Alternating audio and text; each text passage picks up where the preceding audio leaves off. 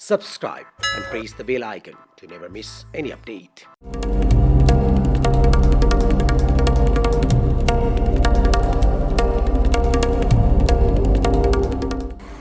कथा सडककै हो, कथा तपाईकै हो, कथा मेरै हो।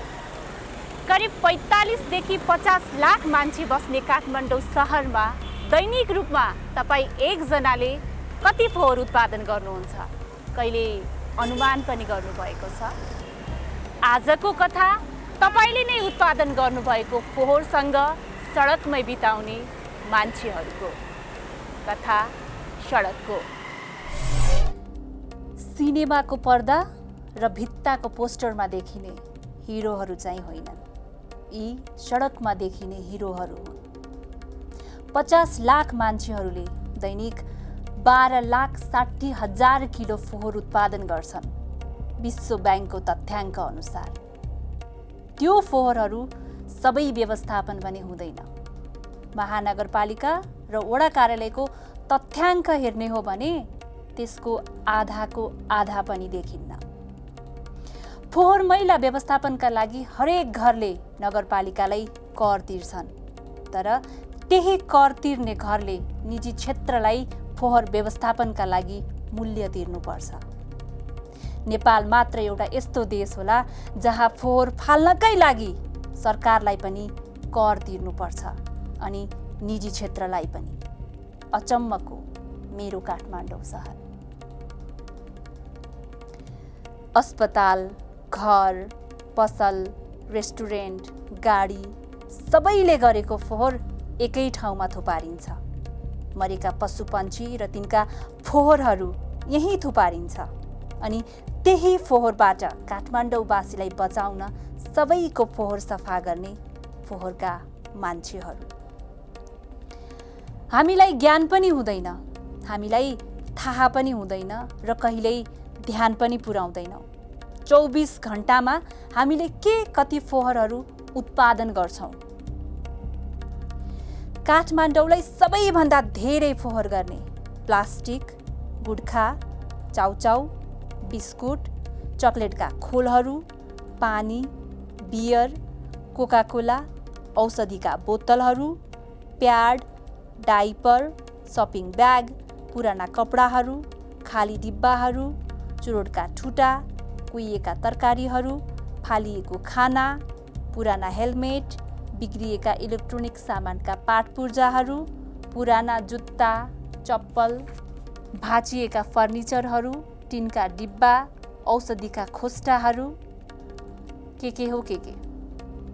गुड्खा, च्युइङ्गम, खैनी खाँदै थुक्नेहरू त झन् काठमाडौँका महाशत्रु हुन् भन्दा पनि फरक पर्दैन।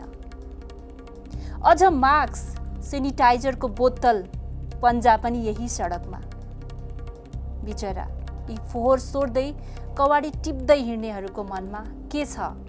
त्यो फोहोर गर्दै हिँड्नेहरूले झन् के बुझ्लान् र?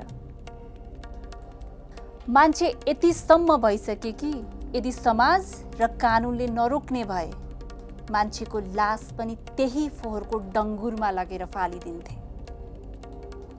शून्य मानवतामा पुगिसकेको काठमाडौँ यो मानवताको अपहरण र हत्या गर्ने राजनीतिको नाममा सत्ता कब्जा गर्ने महाराक्षसहरू नै मुख्य कारक तत्त्व हुन्। गाउँ गाउँ खाली गराए, सहरभरि कोलाहल मच्चाए, बाउआमालाई सडकमा पुर्याए, छोरीहरूलाई अर्काको ओछ्यानमा पुर्याए, छोराहरूलाई खाडी पठाए। राजनैतिक परिवर्तनको नाममा सत्ता कब्जा गर्ने महाराक्षसहरूले मेरो काठमाडौँलाई नर्क बनाए। दैनिक रूपमा उत्पादन हुने 12,60,000 किलो फोहोरको एक छत्र राजमाथि नियन्त्रण गर्दै हामी जस्ता सभ्यहरूलाई जोगाउनेहरूको कथा सडकमा जात्रा देखाउनेहरूले कहिले बुझ्ने?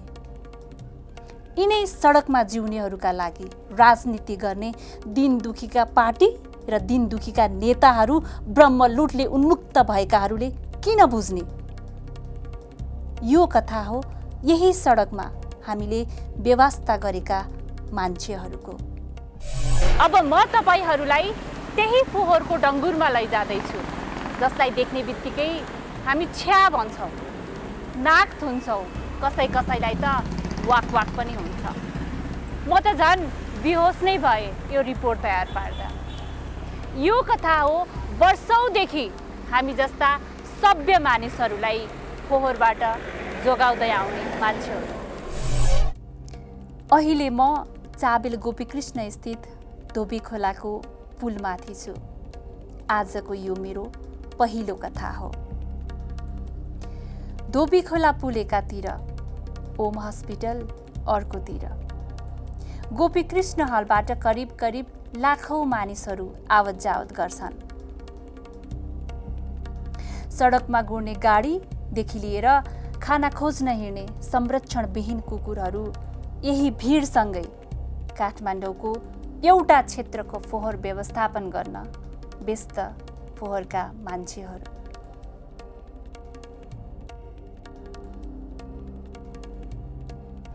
मकवानपुर बकैया गाउँपालिकाबाट आएका यी एक छोरा र एक छोरीका बाबु यही फोहोरसँग जुधेर परिवार पालिरहेका छन्। दोस्रो पटकको 3 वर्षदेखि यही फोहोरसँग परिवार पाल्नकै लागि लडिरहेका छन्। राजनैतिक पार्टीले सत्ता पाउनका लागि र गिराउनका लागि गरिने सडक बन्दमा बाहेक अन्य बेलामा काम नरोकिने बताउँछन्। परिवार सङ्ख्या कतिजना हुनुहुन्छ? मेरो 4, मेरो चाहिँ परिवार 2 छोरा, एउटा छोरी एउटा छोरा, मेरो चाहिँ 4 जना हो। परिवार सबै गर्दा चाहिँ अब भनौँ न मेरो चाहिँ 4 परिवार हो। पारिश्रमिक कति जति हुन्छ त? हाम्रो यसो बनाइसकिँदैन, त्यही निश्चित हुँदैन। 15-20 हजार, 30 हजार, 25 हजार है, निश्चित काम हेरी हुन्छ। नियमित रूपमा दिन्छ? नियमित रूपमा हुँदै हुन्छ। कहिले बन्द भएन भने हुन्छ, त्यो बन्द त्यस्तै भन्नु। भनेपछि त लकडाउनको समयमा त धेरै नै आपत पर्यो होला। लकडाउनमा हामीलाई करिब कस्तो भयो भने लकडाउनमा चाहिँ हाम्रो यहाँ मान्छे कम भएपछि है समस्या नै हुन्छ। भनेपछि अब जताभावी गर्न उठाउनु भएन अलिक बाध्यता नै हुन्छ, गाह्रै हुन्छ। फोहोरमा काम गर्नलाई त बाध्यता नै हो। यहाँ हेर्दा मलाई एकछिन यहाँ बसेको नि यहाँ मलाई बमिटिङ होला जस्तो भइसक्यो भने चाहिँ हजुरहरू त यहीँ बसिराख्नुहुन्छ? नै हो। ए हुन्छ, धन्यवाद। चप्पलधारी, बन्दुकधारी, खुकुरी खुडाधारी लुटेराहरू यिनै सर्वहारा वर्गका शत्रुहरू हुन्। यिनलाई पनि विश्व महामारीले छोडेन। राजेश यादव कलैयादेखि आएका हुन्। उनी विगत 12 वर्षदेखि यही फोहोरसँग बाँचिरहेका छन्। 2 छोराछोरीका बाबु यिनको जहानले यिनको काम देखेर यिनलाई छोडेर गइन्। सर्वहारा वर्गका महान अझै महान नेता रूपी महाराक्षसहरूले कहिल्यै बुझ्दैनन्, किनकि राक्षसहरू सुरा सुन्दरी शक्ति सत्ताले उन्मुक्त दैत्य भइसके। न आँखाले देख्छन्, न कानले सुन्छन्, न त चेतनाले नै चेत पाउँछन्। शक्तिले उन्मुक्त भएका अचेत नेताहरू यी फोहोरका मान्छेहरूको डर चिन्ता चोट किन बुझ्थे र? मेरो नाम राजेश यादव हो। घर कहाँ यहाँको? मेरो कलैया हो। यहाँ काम गर्न थाल्नु भएको कति वर्ष भयो? भयो त्यस्तै 10-11-12 वर्ष जति भयो। 10-12 वर्ष भइसक्यो। घरमा परिवार सङ्ख्या कति हुनुहुन्छ? परिवार छैन, 2टा छोराछोरी छ मेरो।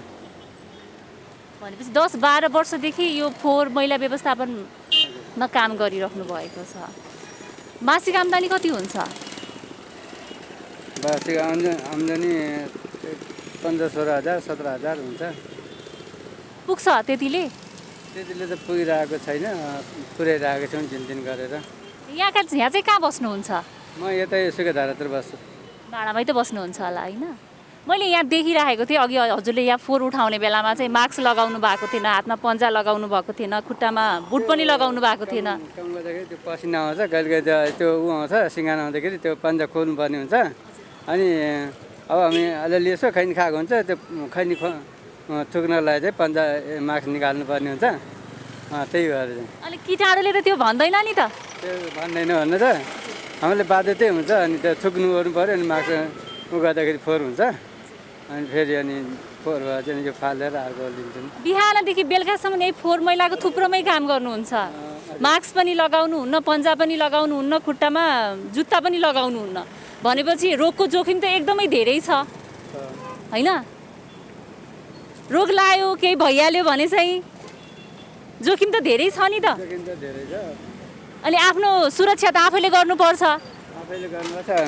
उहाँहरूले चाहिँ मास्क र पन्जाहरू दिनुहुन्छ अनि फोहोर हुन्छ कहिलेकाहीँ चाहिँ। कसरी दिनुहुन्छ? दैनिक रूपमा चेन्ज गर्नुहुन्छ या त्यही एउटै मात्रै प्रयोग गरिराख्नुहुन्छ? दैनिक पनि दिनु त अब भ्याउँदैन। त्यो कहिलेकाहीँ फाटेपछि सिसाले काटेपछि चाहिँ फालिदिन्छ, अर्को दिनुहुन्छ।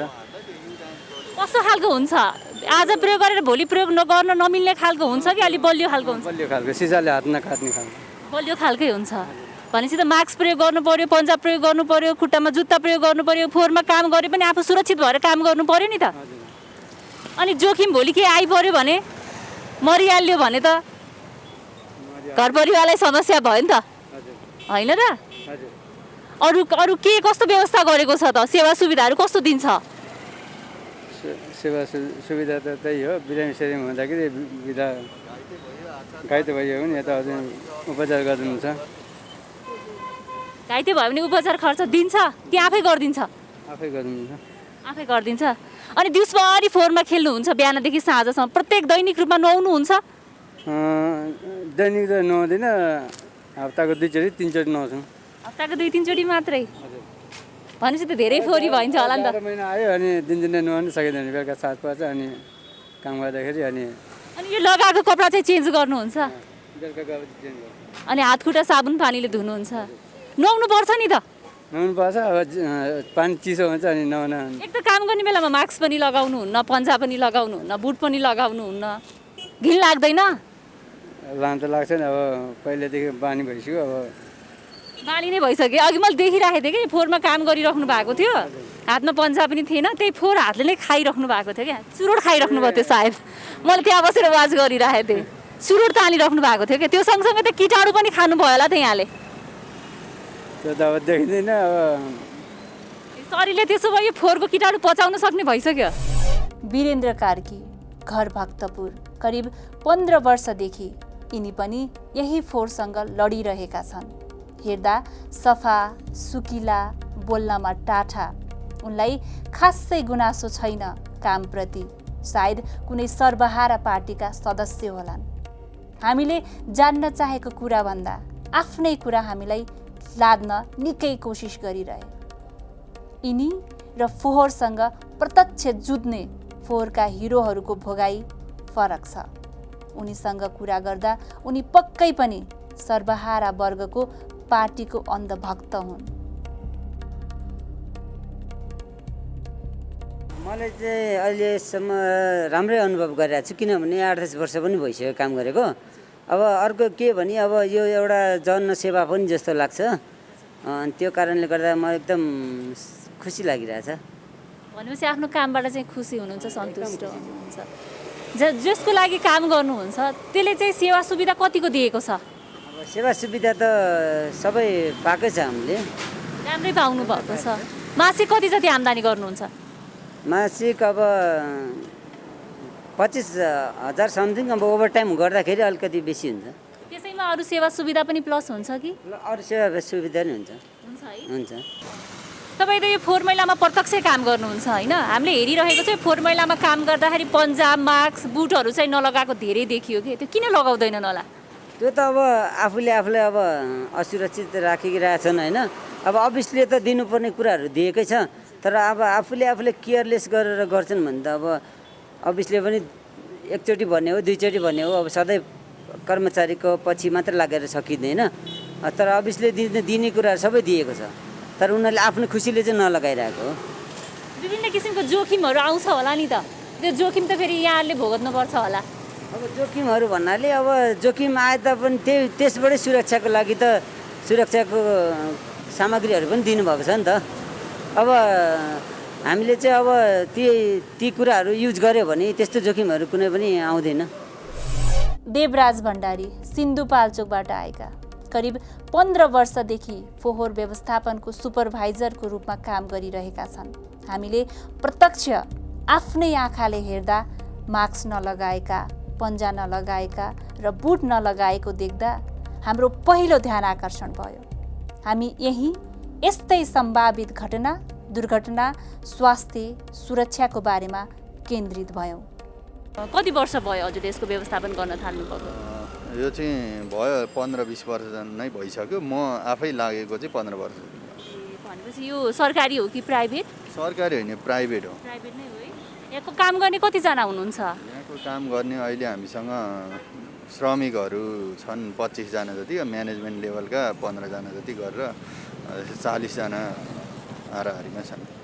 कति उमेरसम्मदेखि कति उमेरसम्मको हुनुहुन्छ यहाँ काम गर्ने? 18 देखि माथि अब 40-45 वर्षसम्म हुन्छ। भनेपछि त यहाँहरूको जुन काम गर्ने हुनुहुन्छ कर्मचारी नै भनौँ न होइन, उहाँहरूको सेवा सुविधाको लागि केही व्यवस्था गर्नुभएको छ यहाँहरूले? सेवा सुविधा सबैलाई तलब चाहिँ हामीले अब श्रम ऐन अनुसार तलब सुविधा सबै दिएका हुन्छौँ। ओभरटाइमको पनि व्यवस्था हुन्छ। स्थायी कर्मचारीहरूको लागि सञ्चय कोषको पनि व्यवस्था छ। 240 दिन कटेका कर्मचारीहरूलाई अफिसले कम्पनीले योग्य ठानेपछि उनीहरूलाई स्थायी नियुक्ति गरेर उनीहरूको सञ्चय कोष पनि हामीले जम्मा गरिदिने गरेका छौँ सामाजिक सुरक्षा लगानी कोषमा। अरू अब करारका कर्मचारीहरू हुन्छन्, अस्थायी कर्मचारीहरू हुन्छन्। अब त्यो कर्मचारीको क्याटेगोरी हेरेर उनीहरूलाई हामीले वर्गीकरण गरेका छौँ। सेवा सुविधा भनेको त्यो आधारमा हुन्छ। भनेपछि यहाँ त यो फोहोरमा काम गर्न त एकदम जोखिम हुन्छ होइन। हामीले हेरिराख्दाखेरि कतिले पन्जा लगाउनु भएको थिएन, कतिले बुट लगाउनु भएको थिएन, कतिले मास्क लगाउनु भएको थिएन होइन। त्यही फोहोर हातले नै चाहिँ खाइरहेको पनि देखेँ मैले यहाँ होइन।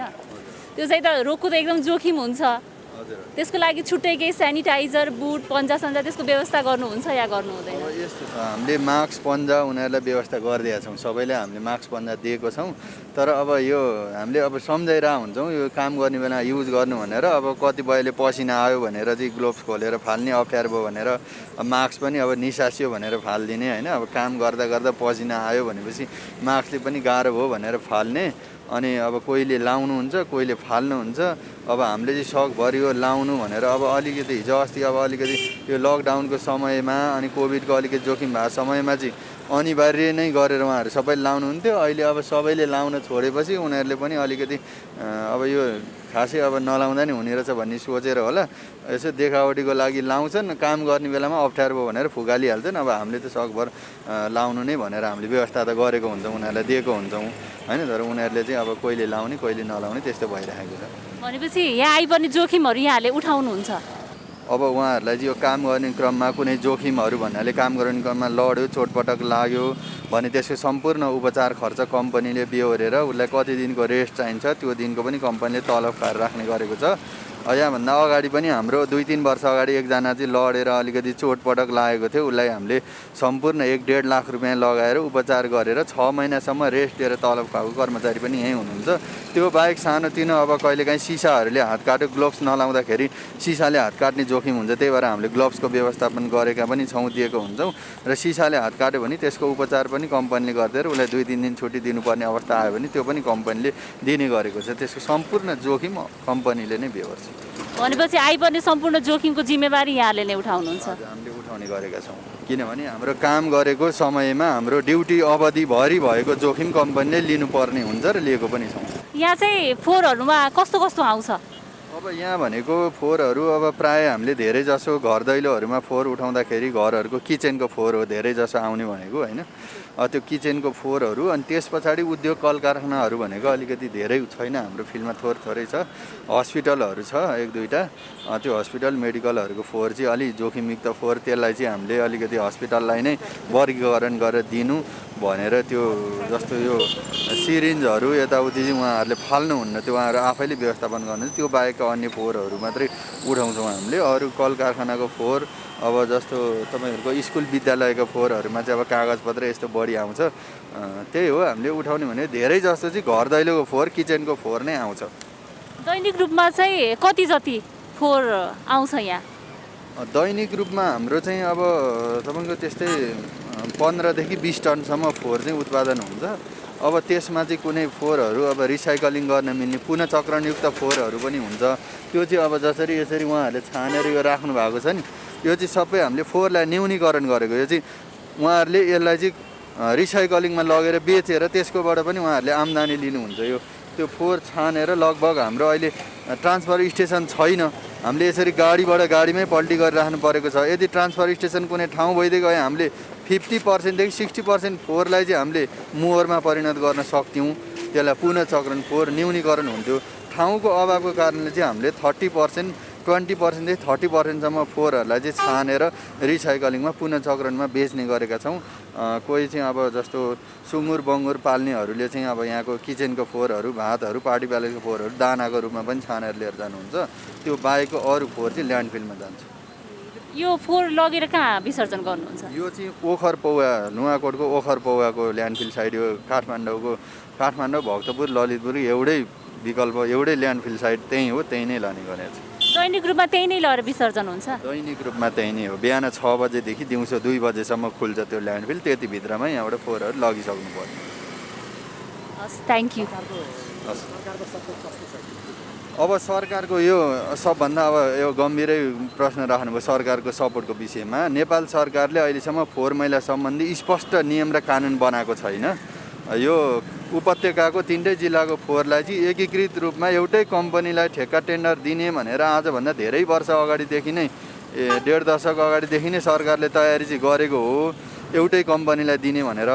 डिपिआरको प्रोसेसमा पनि एकचोटि गइसकेको हो, तर त्यो सफल भएन। अब सरकार, यो अस्थिर सरकार, अस्थिर राजनीतिको कारणले पनि अब त्यो हुन जान्छ। त्यस कारणले अहिले चाहिँ स्थानीय निकाय भनेको काठमाडौँ महानगरपालिकाकै चाहिँ स्वामित्वमा छ फोहोर मैला। उनीहरूले हामीलाई चाहिँ अधिकार दिएर चाहिँ फोहोर मैला हामीले कलेक्सन गरिरहेको हो। स्पष्ट कानुनी रूपमा हामीलाई पनि यसरी फोहोर उठाउने अधिकार हामीलाई पनि अहिले दिएको छैन। हामी पनि एउटा अवैधानिक तरिकाले हामीलाई पनि यो एउटा सरकारी नीति नियमबाट चाहिँ हामी पनि सुरक्षित सेक्योर्ड छैनौँ।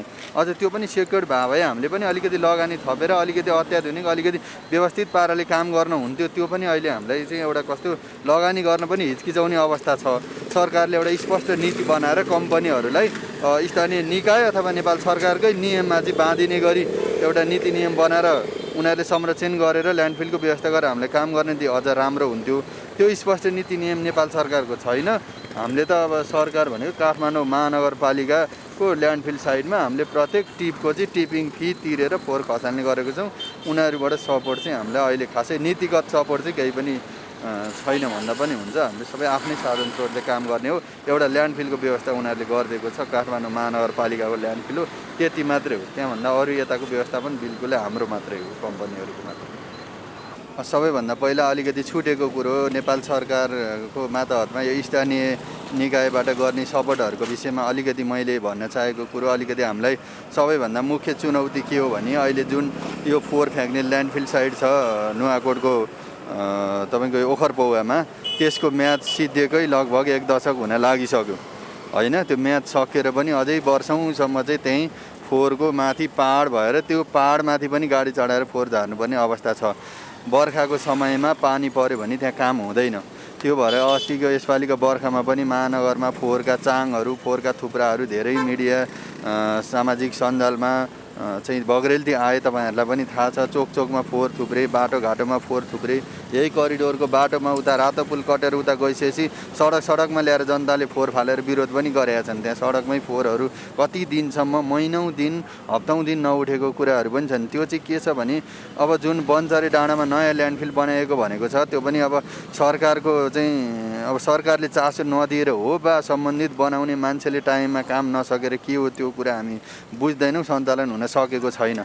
आजभन्दा 1-1.5 वर्ष अगाडि नै सञ्चालन गर्ने, 2 वर्ष अगाडि नै सञ्चालन गर्ने भनेर तयारी गरेको ल्यान्डफिल साइड अहिलेसम्म सञ्चालनमा आएको छैन। यदि त्यो सञ्चालनमा आउने हो भनेदेखि अब एक दिन झर्र पानी पर्दाखेरि 2 दिनसम्म, एक दिन बाटै बनाउन लाग्ने, त्यो पानी परेको दिन ल्यान्डफिल बन्द हुने गर्दा 2 दिन चाहिँ बन्द हुँदाखेरि जनताहरूको फोहोर उठाउनलाई 1 हप्तासम्म ढिला हुने प्रभाव पर्छ।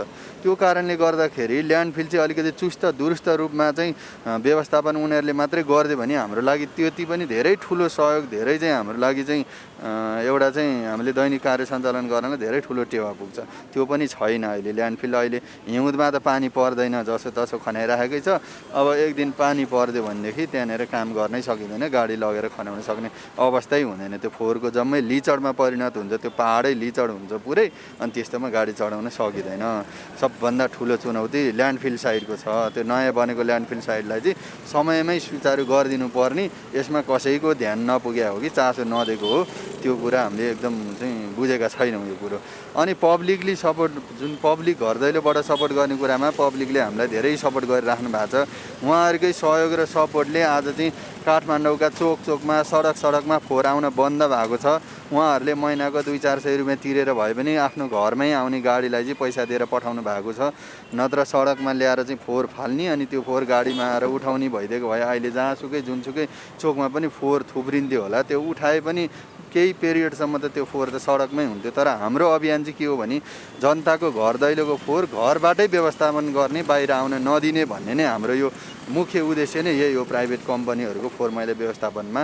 र हामीले यो बाटोघाटो पिच भएका सडकहरूमा बर्खामा ड्रेन खोल्ने र सडक सरसफाइ पनि हामीले नै गर्दै आएका छौँ। त्यो चाहिँ एउटा प्लस पोइन्ट चाहिँ जनताहरूलाई हामीले उहाँहरूले फोहोर व्यवस्थापनको पैसा तिरे बापत उहाँहरूलाई एक्स्ट्रा बोनस सर्भिस पनि दिएका हौँ। त्यो चाहिँ हामीले बाटोघाटो सरसफाइ र कुनै अब जनचेतनामूलक सरसफाइ कार्यक्रमहरू हामीले आयोजना गर्दा अथवा कुनै निकायले आयोजना गर्दा अथवा पब्लिकले आयोजना गर्दा त्यसमा पनि हाम्रो सहभागिता हुन्छ। अब यो रुद्रमती सरसफाइ भन्यो त्यसमा पनि हामीले धेरै सहभागिता जनायौँ। हाम्रा कर्मचारीहरू, हाम्रा मजदुरहरूले धेरै त्यसमा पसिना बगाएका छन्। बागमती सरसफाइ अभियानमा पनि जानुभएको छ। चक्रपथ सरसफाइ अभियानमा पनि हाम्रो कार्यक्षेत्रभित्र पर्ने चक्रपथहरूमा हामी उपस्थित भएकै छौँ, गएकै हुन्छौँ। र हाम्रो क्षेत्रमा पर्ने खोला, नाला, बाटोघाटो, मठ मन्दिर सरसफाइ कार्यक्रममा हाम्रो अनिवार्य उपस्थित हुन्छ नै। र पब्लिकहरूले एउटा सपोर्ट चाहिँ अलिकति गर्नुपर्ने बाँकी सपोर्ट चाहिँ के छ भनेदेखि फोहोरलाई चाहिँ वर्गीकरण, कुहिने र नकुहिने छुट्याएर कम्तीमा पनि 2टा डस्टबिन अथवा सम्भव भएसम्म डस्टबिन, अब सम्भव नभए पनि प्लास्टिक पोका केहीमा चाहिँ कुहिने र नकुहिने छुट्याएर राखिदिनु भयो भनेदेखि हामीलाई फोहोर व्यवस्थापन गर्न धेरै सजिलो हुन्थ्यो। डम्पिङ साइड चाहिँ ल्यान्डफिल साइड 2-4 दिन बन्द भएको समयमा पनि जनताहरूको घरमा फोहोर थुप्रिँदाखेरि कुहिने फोहोरले नै बढी समस्या उत्पन्न हुने हो। त्यो गनाउने, कुहिने चाँडो भएको हुनाले त्यो फोहोरहरूलाई चाहिँ हामी, त्यो फोहोरको चाहिँ लोड वेट चाहिँ धेरै हुन्छ, तर त्यसको एरिया चाहिँ जुन त्यसको कम हुन्छ, त्यसले थोरै ठाउँ ओगट्छ। वेट बढी भयो भने त्यो भएको हुनाले एक गाडीमा हामीले लगभग धेरैवटा घरको चाहिँ त्यो कुहिने फोहोर मात्रै उठाउन सक्छौँ। नकुहिनेले चाहिँ अलि एरिया लिन्छ, भोल्युम लिन्छ, गाडीमा धेरै अट्दैन। कुहिने फोहोर धेरै अट्छ। त्यो भएको हुनाले कुहिने नकुहिने छुट्याउँदाखेरि हामीले कुहिनेलाई एक दिन, नकुहिनेलाई एक दिन त्यसरी उठाउन सक्थ्यौँ। अलिकति जनताहरूलाई 5-7 दिन ल्यान्डफिल बन्द भए पनि फोहोर गनाउने समस्या हुँदैन थियो भन्ने चाहिँ हाम्रो भनाइ हो। त्यति कुरामा चाहिँ जनताहरूले अलिकति सपोर्ट गरिदिनु पर्ने, उहाँहरूले बुझ्नुपर्ने कुरा। अब यो कतिपय घरहरूले गर्नुहुन्छ, कतिपयले गर्नुहुन्न, सबैले गरेको अवस्था छैन। यसको लागि चाहिँ स्थानीय निकायले नै जनचेतनामूलक कार्यक्रमहरू गरेर अथवा बोलाएर अवेरनेसको कार्यक्रमहरू गरेर त्यसमा हामीले पनि के सहयोग गर्नुपर्ने हो हामीले पनि गर्छौँ। त्यति मात्रै हो हाम्रो पब्लिकबाट आउँछ। अरू कुराहरूमा उहाँहरूकै सपोर्टले हामी बाँचिराखेका छौँ। कथा सडकको सामान्यतया हामी नागरिकहरूले के बुझ्छौँ र कसरी बुझ्छौँ? नगरपालिकाको फोहोरहरू व्यवस्थापन गर्ने जिम्मा कसको हुन्छ? पक्कै पनि नगरपालिकाको। झन् यो त काठमाडौँ महानगरपालिका, अझ यहाँको मेयर विद्यासुन्दर साक्य। अब उहाँ कसको को मैले भनिराख्नु पर्ला र?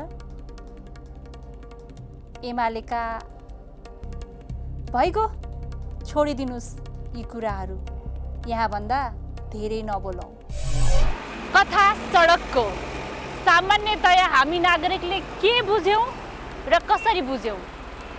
नगरपालिकाको फोहोर व्यवस्थापन गर्ने जिम्मा कसको हुन्छ त? पक्कै पनि नगरपालिकाको। अझ झन् यो त काठमाडौँ महानगरपालिका, अझ मेयरको विद्यासुन्दर साक्य। उहाँ कसको के भनिराख्नु पर्ला र मैले? भइगयो, छाडिदिनुहोस् यी कुराहरू, धेरै नबोलौँ। कथा सडकको अझै धेरै छन्।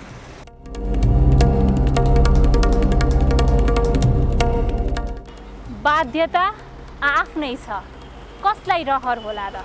फोहोरको डङ्गुरमा आफ्ना छोराछोरीको भविष्य, आमा बाबुको पालन पोषण र आफ्नै जीवनयापनका लागि रहर। कथा सडकको। यो त केवल एउटा प्रतिनिधि पात्र मात्र हो। अब म तपाईहरूलाई यसैको अलिकति पर धोबी खोलाकै छेउमा फोहोरहरू छानिरहेका फोहोरका मान्छेहरूसँग लैजाँदैछु, जहाँ गर्भवती महिलादेखि लिएर साना साना नानीका आमाहरू र कलिला युवाहरू आफ्नो भविष्य खोजिरहेका छन्। कथा सडकको। कसलाई मन लाग्ला र फोहोरको डङ्गुरमा छोराछोरीको भविष्य, बुवाआमाको पालन पोषण, आफ्नै जीवनयापनका लागि आफू र आफ्ना सन्तान पालिन विवश नेपाली नागरिकहरू 2100-2200 राज्यहरूलाई जोडेर पृथ्वीनारायण शाहले एउटै राज्य बनाए। यही राज्यका नागरिक तपाईँ, म अनि यी बाँच्न र बचाउनकै लागि फोहोरसँग लड्न बाध्य फोहोरका हिरोहरू। राजनीतिको नाममा गाउँबाट लखेटिने पनि यिनीहरू, नेताले देखाएको सपनामा विश्वास गर्दै मतदान गर्ने पनि यिनीहरू, त्यही नेता र तिनै नेताले कुरूप कुरूप बनाएको काठमाडौँको फोहोर सफा गर्ने पनि यिनीहरू।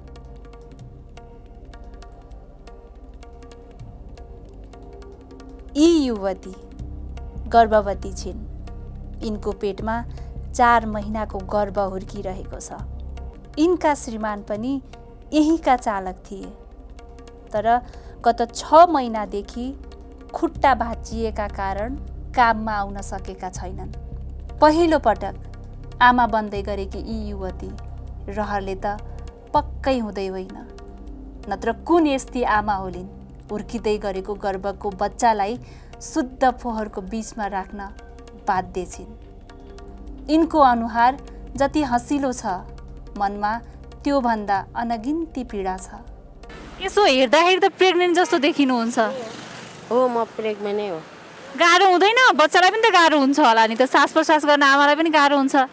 गाह्रो हुन्छ नि, के गर्नु, गाह्रो भएर भएन। काम खानु पर्यो, खानको लागि काम गर्नु पर्यो, त्यही त हो नि। दुःख नगरिकन हुँदैन। हामी एकैछिन आउँदा त यहाँ बाहिर यस्तो निसासिन्छ, भित्र यस्तरी गुम्सेर काम गर्दाखेरि गाह्रो हुँदैन? बानी भइसक्यो नि हामीलाई, त्यस्तो गाह्रो हुँदैन। हामी मास्क लाएर बस्न पनि सक्दैनौँ यो ठाउँमा आएपछि। हजुरहरू त बिना मास्क नै भित्र काम गर्नुहुन्छ। पहिला हामीलाई नि त्यस्तै हुन्थ्यो, तर अहिले हामीलाई बानी भइसक्यो क्या, हामीलाई त्यस्तो गाह्रो हुँदैन। सास प्रसास सम्बन्धी त रोग पनि त लाग्ला त, रुगा लाग्ला, खोकी लाग्ला, पेट सम्बन्धी लाग्ला। लाग्न त लाग्छ नि, अब लागे पनि यो हामीलाई बानी भइसक्यो, 1-2 दिन लाग्छ, अनि फेरि त्यतिकै आफसे आफ्नीको हुन्छ नि। दिउँसभरि फोहोरमा काम गर्नुहुन्छ होइन, अनि पन्जा पनि खासै त्यति हुँदैन, फेसमा मास्क पनि हुँदैन, बुट पनि हुँदैन, अनि दिउँसभरि फोहोरमा काम गर्छ। साँझ घर सधैँ दैनिकी रूपमा नुहाउनुहुन्छ? हात खुट्टा धुने, मुख धुने, त्यही साबुन पानीले, त्यति मात्रै हो। सुविधा त अब हामी यसरी काम गर्छौँ, हामी अब ठेकामा गरेको हो होइन। अब हामीलाई अफिसले केही नै गर्नु भएको छैन। अब यसरी नै इन्टरभ्यू लिनुहुन्छ अनि जानुहुन्छ, किनकि हामीलाई आश देखाउनुहुन्छ यहाँ आउँछ त्यहाँ आउँछ भन्नुहुन्छ, हामी इन्टरभ्यू दिन्छौँ, तर हामीलाई केही पनि यहाँ आउँदैन। अब हामीले त अब यहाँको समस्याहरू बाहिर लिएर आउने मात्रै हो होइन, काम त हजुरले यहाँ गर्नुहुन्छ, यहाँको समिति पनि हुनुहुन्छ होला, उहाँले केही थप सेवा सुविधाहरू दिनुहुन्छ कि दिनु हुँदैन? एकचोटि चाहिँ दिनुभएको थियो, पोहोर दिनुभएको थियो, ड्रेस त्यहाँबाट दिनुभएको छैन। हामीले आफसे आफ किनेर लायो भने हो यो बुटहरू पनि, नत्र हामीलाई आउँदैन। आफूले किनेर लाए मात्र हो सबै, ड्रेस नै। ड्रेस मात्रै एकचोटि दिनुभएको थियो, त्यहाँबाट दिनुभएको छैन। अब त्यो एकचोटि दिनुहुन्छ, अनि यो त यहीँ आउँछ, हामीले अब आउँछ यत्तिकै सफा सफा हुन्छ क्या, अनि त्यही टिप्ने हामीले लाउने हो। भनेपछि हजुरहरूको स्वास्थ्य बिमा भएको छ कि छैन? स्वास्थ्य बिमा भएको छैन भन्नाले अरू त्यस्तो थप सेवा सुविधाहरू केही पनि पाउनु भएन? केही छैन, हामी आउने काम गर्ने जाने केही पनि हुँदैन, यहाँ केही पनि छैन। परिवार सङ्ख्या कति हुनुहुन्छ? हामी 2 जना मात्रै बस्छौँ यहाँ। श्रीमान पनि यही काम गर्नुहुन्छ? श्रीमान यहीँ गाडी चलाउनुहुन्थ्यो, अहिले उहाँको खुट्टा भाँचेर 5 महिना भइसक्यो घरमै बसिराख्नु भएको छ। स्यालेरी चाहिँ कति पाउनुहुन्छ भन्न मिल्छ? उसले त सेलरी बुढोले चाहिँ थाप्नुहुन्थ्यो महिनामा 25-30 हजार, म त थाप्दिनँ नि, कहिले 15 हजार, कहिले 16-17 हजार, त्यहाँभन्दा बढी थाप्नु सक्दिनँ म। काम त बराबरी होला नि त श्रीमान श्रीमतीको? ऊ गाडी चलाउनुहुन्छ, म भित्र सटिङ गर्ने हो नि त, आफ्नै हो। उहाँ चाहिँ फोहोर मैला व्यवस्थापन पनि यहाँदेखि बाहिर लैजानुहुन्छ फोहोर? यहाँको सामान बाहिर लानुहुन्छ, म भित्र छनौट गर्ने हो। अब यस्तै हो भने यहाँ त्यस्तो मतलबै हुँदैन कि यहाँ आइसकेपछि यो बानी नै भएको। अब यहाँ मतलबै हुँदैन हामी, किनभने दिनरातै यहीँ भएर यो बानी भइसकेको क्या, वर्षौँ यहीँ भएर पनि हो होइन। फर्स्टमा हुन्छ हामीलाई नि बिहोस्ने चाहिँ भएन होइन। अब गाउँमा नि अब मलसलहरू गन्दा भइराखेको होइन। अनि यहाँ आएपछि पनि यो अब 1 दिन 2 दिन गर्दै बानी भने हामी पनि फर्स्टमा त कहाँ बानी भएर टाउको दुख्थ्यो, बमिट आउँथ्यो, वाक वाक लाग्थ्यो, खानेकुरा खाना रुच्दैन थियो। अहिले तपाईँले पन्जाबाट खायो भने हुन्छ त्यति बेला त त्यहाँ यो देखेर खाना नरुच्ने नि, सबै बिहोस भयो भने हुन्छ नि त्यत्तिकै घृणा हुन्छ। तर आजभन्दा भोलिभन्दा हामी आफसे बानी बसेको। त्यस्तै घरमा पनि फर्स्टमा त वाक वाक हुन्छ घरमासम्म, यहाँ काम गरेर जाँदा खाँदाखेरि त्यस्तो हुने। तर अब यहीँ बानी भएको दिनरातै यहीँ भित्र भएपछि यो मतलब हुँदैन क्या। हामीले भित्र गाडीबाट लिएर सबै खनाउँछ, अनि सामान छुट्याउने टिपेर अनि त्यहाँबाट किलोको हिसाबले दिने हो क्या। सुविधा केही गरिदिनु होला होइन, केही तपाईँहरूले अब गर्न सक्नुहुने छ भने गरिदिनु। अब हामी त दुःख पाएँ यसरी गर्छौँ। अब पढिएन होइन, पढिएन नपढेको कारणले दुःख पायो। अब केही सुविधा मिल्छ भने गराइदिनु। हामी त यहाँ कामरा धेरै छौँ, अब सबै आफैले गर्नुपर्छ। यसरी छनौट गरेर हामीले कति नै पैसा कमाइन्छ। अनि अब हात काट्छ आफै उपचार गर, खुट्टा काट्छ आफै उपचार गर, अनि खर्च हुन्छ। त्यही त अनि गाह्रो छ। हुन्छ सुविधा मिल्छ भने मिलाइदिनु, त्यही अब।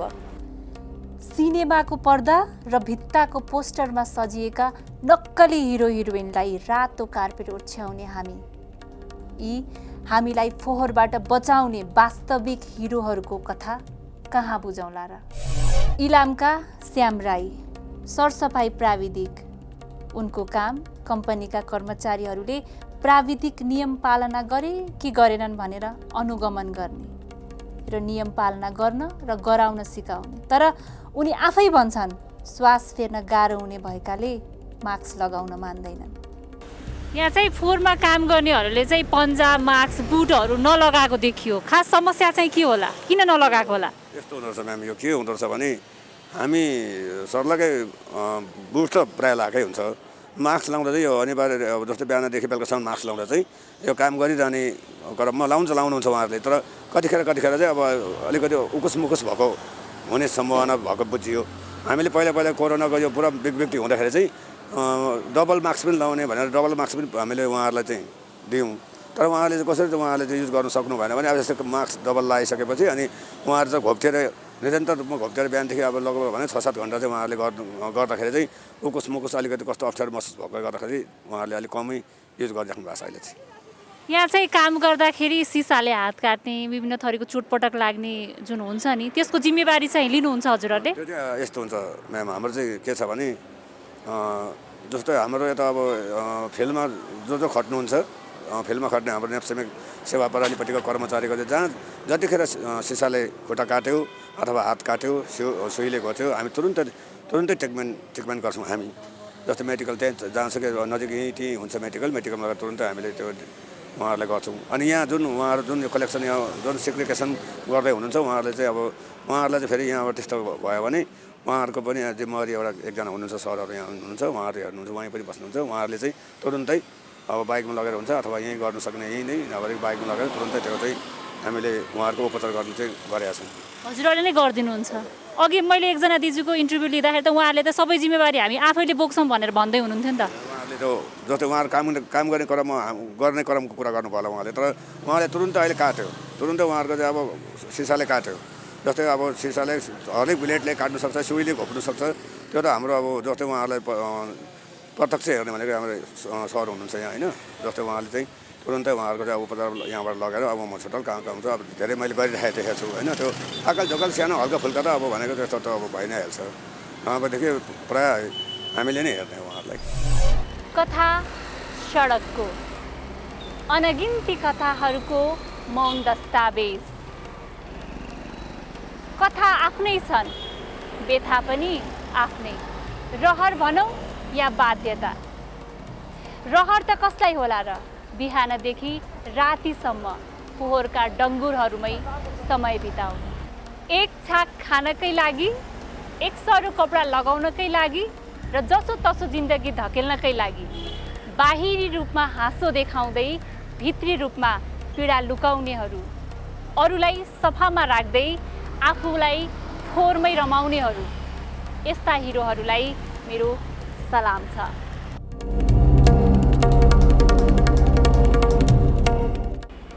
अनगिन्ती छन् कथाहरू, न त भनी साध्य छ न त सुनि साध्य नै छ।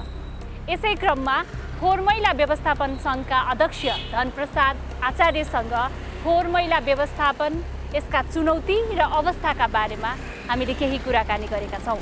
कहिलेदेखि सङ्गठित रूपमा फोहोर व्यवस्थापन गर्न थाल्नुभयो? यो फोहोर मैला व्यवस्थापनमा निजी क्षेत्रको सहभागिता चाहिँ 2050 सालतिरबाट सुरु भएको हो। म चाहिँ 2058 सालदेखि यो क्षेत्रमा क्रियाशील छु। तपाईँ कुन कुन क्षेत्रमा सक्रिय हुनुहुन्छ र कतिवटा संस्थासँग आबद्ध हुनुहुन्छ? विशेष गरी हामी चाहिँ यो वातावरण संरक्षण अभियान भनेर एउटा संस्था मार्फत चाहिँ यो अभियानको हामीले सुरुवात गरेका थियौँ र पछि यसलाई जनचेतना अभिवृद्धि लगायतका कार्यक्रमहरू गरिरहेका थियौँ। अब त्यो जनचेतनाले मात्र भएन, यसलाई चाहिँ समाधानको लागि केही कामहरू पनि गर्नु पर्यो भनेर प्र्याक्टिकल वेस्ट सोल्युसन भनेर एउटा कम्पनी पनि इस्टाब्लिस गरेर कम्पनी मार्फत हामी काम गरिरहेछौँ। विशेष गरी फोहोर मैला सङ्कलन, यसको न्यूनीकरण, नदी सफाई, सडक सफाई लगायतका वृक्षारोपण, हरियाली अभिवृद्धि लगायतका क्षेत्रहरूमा हामी काम गर्छौँ। दैनिक फोहोर कति जति उठाउनुहुन्छ र कतिजना फोहोर व्यवस्थापनमा काम गर्नुहुन्छ? र यसमा संलग्नताको कुरा गर्दाखेरि चाहिँ अहिले निजी क्षेत्र मार्फत चाहिँ सिङ्गो उपत्यका, काठमाडौँ उपत्यकाभरि चाहिँ झन्डै 78वटा संस्थाहरू क्रियाशील रहेका छन् र त्यसको चाहिँ फोहोर मैला व्यवस्थापन सङ्घ एउटा चाहिँ अम्ब्रेला अर्गनाइजेसन पनि छ र त्यहाँ संलग्न भएका मजदुर कर्मचारीहरूको सङ्ख्या चाहिँ करिब 2500 जति छ। वार्षिक कारोबार कति छ त? वार्षिक कारोबार चाहिँ अब सबै संस्थाहरूको त अपडेट हामीसँग छैन, हेर्नै पर्छ। अब यसमा अनुमानित चाहिँ अब कुन संस्थाको कति छ भन्ने कुरा चाहिँ अब अहिले त्यो हरेक वर्ष परिवर्तन पनि भइरहेको हुन्छ, त्यही भएर त्यसलाई अपडेट नगरी भन्नलाई अलिकति गाह्रो छ। जहाँसम्म म संलग्न भएको हाम्रो कम्पनीको कारोबार चाहिँ वार्षिक झन्डै 2 करोड जतिको कारोबार छ। त्यसमा चाहिँ प्रत्यक्ष रूपमा त्यही भने मैले प्रत्यक्ष रूपमा निजी क्षेत्र मार्फत चाहिँ 2500 जति छन्। त्यसमा चाहिँ अब महानगरपालिका, काठमाडौँ महानगर र ललितपुर महानगरपालिका र अरू पुरानो केही नगरपालिकाहरूमा पनि केही कर्मचारीहरू हुनुहुन्छ, उहाँहरूको सङ्ख्या करिब 1500 जति छ र 4000 जति चाहिँ यो प्रत्यक्ष भयो। त्यसमा अब व्यवस्थापन लेभलमा काम गर्ने अरू केही कर्मचारीहरू हुनुहुन्छ र सबै मिलाउँदाखेरि करिब काठमाडौँ उपत्यकामा चाहिँ 5000 जति। भक्तपुर नगरपालिकाले करिब 70% जति आफैले काम गर्छ, 30% जति निजी क्षेत्रले गर्छ। त्यसै गरी मध्यपुर ठिमी नगरपालिका जो पुरानो नगरपालिका हो त्यहाँ पनि 25% जति काम नगरपालिका आफैले गर्छ, 75% निजी क्षेत्रले गर्छ। काठमाडौँ महानगरपालिका र ललितपुर महानगरपालिकामा 80% जति काम निजी क्षेत्रले गर्छ, 20% जति महानगरहरू आफैले गर्छन् र यी बाहेकका अरू 14वटा नगरपालिकाहरू छन् जो नयाँ नगरपालिकाहरू, त्यसको चाहिँ 100% काम निजी क्षेत्रबाट हुन्छ। फोहोर मैला व्यवस्थापनका मुख्य चुनौतीहरू के हुन् त? मुख्य चुनौती चाहिँ अहिले प्रशासन विशेष गरी 3टा कुराहरूमा केन्द्रित छ यो व्यवस्थापन। एउटा पहिलो कुरा नीतिगत कुराहरूको अलिकति अस्पष्टता छ। नीतिगत हिसाबले यो कामको जिम्मेवारी कसको भन्ने कुरा त्यति प्रष्ट छैन। फोहोर मैला व्यवस्थापन ऐन 2068 अनुसार स्थानीय सरकारले यसको जिम्मेवारी लिनुपर्छ भन्ने व्यवस्था गरेको छ र त्यसमा चाहिँ स्थानीय सरकारले आफै व्यवस्थापन गर्न नसक्दा निजी क्षेत्रलाई सहभागिता गराउन सक्ने व्यवस्थापन छ। त्यही अन्तर्गत अहिले निजी क्षेत्रको संलग्नता छ र यसमा निजी क्षेत्रको पनि यहाँ 2टा तरिकाबाट चाहिँ यसलाई कामहरू भइरहेछ। एउटा चाहिँ यो 20 वर्ष 22 वर्षदेखि काम गरिरहेको निजी क्षेत्र जो हामी जस्ता सङ्घ संस्थाहरू आफ्नो ढङ्गले काम गरिरहेको अवस्था छ र अर्को चाहिँ होल काठमाडौँ उपत्यकालाई चाहिँ एउटै कम्पनीलाई जिम्मेवारी दिने भनेर यो अन्तर्राष्ट्रिय टेन्डर भएको छ। यो विगत 11 वर्षदेखि यो प्रक्रियामा छ। त्यसकारणले त्यो प्रक्रिया टुङ्गोमा नपुगेको कारणले अहिलेको निजी क्षेत्रले पनि व्यवस्थित ढङ्गले काम गर्ने अवसर पाएको छैन, दिगो योजनाहरू ल्याएर काम गर्ने अवस्था छैन र त्यो जुन अन्तर्राष्ट्रिय कम्पनीको कुरा पनि टुङ्गोमा पुगेको छैन र नगरपालिकाहरूले पनि चाहिँ आफ्नो हिसाबले काम गर्नको लागि चाहिँ त्यो कुराहरू टुङ्गिएको छैन। त्यसकारणले यो अनियलको अवस्था भएको हुनाले जिम्मेवारी कसको भन्ने कुरा स्पष्ट छैन। दोस्रो कुरा चाहिँ फोहोर व्यवस्थापनलाई अलिकति आधुनिक ढङ्गले व्यवस्थापन गर्नलाई पूर्वाधारको आवश्यकता पर्छ। पूर्वाधारको हिसाबमा जस्तो फोहोरलाई रियुज, रिसाइकल विभिन्न किसिमले यसलाई चाहिँ पुनः प्रयोगहरू गर्न सकिन्छ। त्यसको लागि पुनः प्रयोगयोग्य वस्तुहरू बिक्री वितरण गर्ने, त्यसको प्रशोधन गर्ने चाहिँ स्थानहरू छुट्याइएको छैन र त्यसलाई चाहिँ निजी क्षेत्रले आफ्नै पहलमा गर्नको लागि पनि त्यो जग्गाहरू पर्याप्त रूपमा पाइरहेको छैन। त्यसकारणले फोहोरहरू सङ्कलन प्रणालीमै चाहिँ अलिकति अस्तव्यस्त जस्तो देखिरहेको स्थिति छ र तेस्रो कुरा चाहिँ यी कुराहरू चाहिँ नीतिगत रूपमा अस्पष्ट छन्। व्यवस्थापकमा यो चुनौती छ, यसलाई यसरी व्यवस्थापन गर्नुपर्छ भनेर सम्बन्धित निकायहरूले थाहा पाउँदै पनि यसलाई प्राथमिकतामा राखेर यो समस्या समाधान गर्ने हिसाबले चाहिँ यसलाई प्राथमिकतामा राखिएको अवस्था छैन। जुन नगरपालिकाहरू को मुख्य प्राथमिकता चाहिँ सफाइमा हुनुपर्ने, फोहोर मैला व्यवस्थापनमा हुनुपर्ने, नगरको सुन्दरतामा हुनुपर्ने, तर त्यो भाषणमा चाहिँ नम्बर 1 मा छ र व्यवहारमा चाहिँ त्यो अलि पछाडि परेको कारणले यी समस्याहरू यथावत रूपमा रहिरहेको अवस्था हो। नेपाल सरकार र फोहोर उत्पादक कतिको सहयोगी छन् त?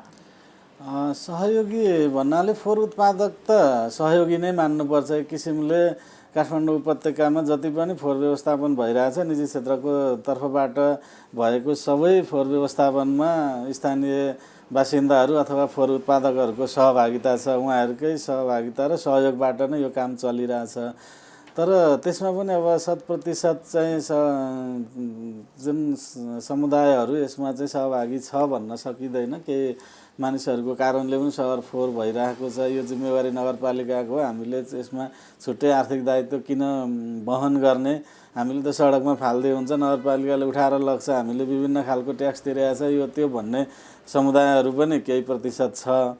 तर धेरैजसो चाहिँ उहाँहरूलाई नगरवासीहरूको सहयोग चाहिँ लिन सकिन्छ। यो हाम्रो 20 वर्षको अनुभवले यो देखाउँछ।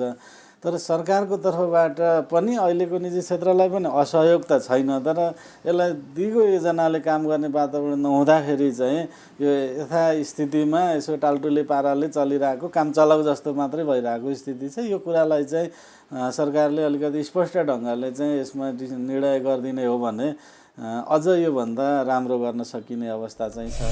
फेरि पनि भन्छु, फोहोरी तपाईँ हामी नै हौ।